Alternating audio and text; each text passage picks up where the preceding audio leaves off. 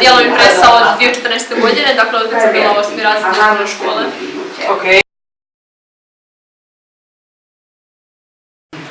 Dakle, počela sam sa manjim projektima poput Scary Nighta ili Tjedna zdravlja. Zatim sam bila na 3 projekta Međunarodnog tjedna mladih i u sklopu Impressa sam bila na 2 razmjene mladih u Engleskoj i Litvi.